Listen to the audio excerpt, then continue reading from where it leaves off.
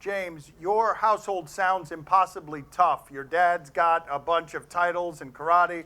Your mom was a teenage gang fighter, street fighter. All of the siblings are black belts. Who is the single toughest person in the household? It was definitely my mother. Raising 7 boys, 1 girl, that's not an easy job. She was the disciplinary. She was the one who really got after us and things like that, and it didn't help us that she knew how to fight too. Give us the most memorable story involving Mom being a disciplinarian. It sounds like you probably have some good ones. She was the one who always threw stuff. It was no matter what was close to her, knife, ninja star, broom, pan. She was the one, and she was the most accurate. I never seen her miss. And she knew she couldn't catch us. We always ran from her, but that's why she got good at throwing, I guess. That's my best story. My brother got hit. My brother got hit with that was the first thing in front of her was a knife. I'm not saying my mother's dangerous or crazy, but she was eating her dinner. That was the first thing that was in front of her that she saw when she wanted to get my little brother, and she picked it up and threw it. And I don't think she thought she was gonna hit him, but she stuck my little brother.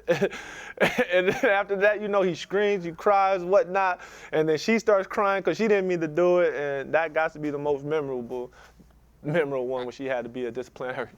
I understand you saying that you don't want us to think that your mother is crazy or dangerous, but could you tell us another story to counteract that one? Because there's got to be one or the other when you tell me about her throwing a knife. And you just told us that a ninja star might get thrown. Yeah, whatever was in her arm reach, that was what was getting thrown. It could have been a broom, brush, comb, but just this time it happened to be a knife. Did you know better as a kid than to talk back to your mother or your father? Was that even anything that was in play? Were you allowed to disagree in a way that was in any way disrespectful? Nah, our opinion meant little to nothing. It was their way or nothing. And, if you disagreed or you wanted to backtalk, it wasn't no normal swat on the butt or no take off his belt or get a switch. It was none of that. It was, let's get in the ring real quick because obviously you think you're more of a man than me. Or you think you could beat me up to talk to me like this. If you want to talk to me like this, then you must think you could beat me up. So you go put the gloves on. I've seen maybe about 4 of my older brothers think that they was more of a man than my dad at that time. Oh, they actually fell for it. They fell for the okie doke. Yeah, they fall for the okie doke all the time. You get a little weights in you and you get the little maturity, your puberty kicks in, all of a sudden you think you're a real man, and you don't understand that he was really holding back punches when he was sparring with us. Hold on, what's the worst L one of them caught? Like the one that let you know. What's the worst L that one of them caught? The one that let you know that you didn't want those problems. My older brother, the oldest one, he started talking to my dad and things like that. They got a little heated, and they put on the gloves. They was about to spar or whatnot, and my brother had bowed to my dad, which is a respect thing. And that wasn't the intentions of what my dad was going in to fight him for. He's going in there to fight you because you broke respect. I don't think you're supposed to skip the bow after that. That's like dapping somebody.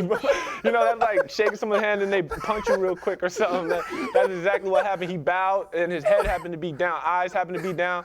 And it was the meanest uppercut I think I've ever witnessed. I don't even think Iron Mike had an uppercut like that, I swear to you.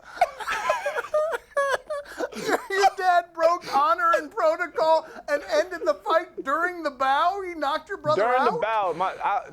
Like I was telling you, I think, that's like courtesy if you're in a match. This was more about respect. He thought it was a match.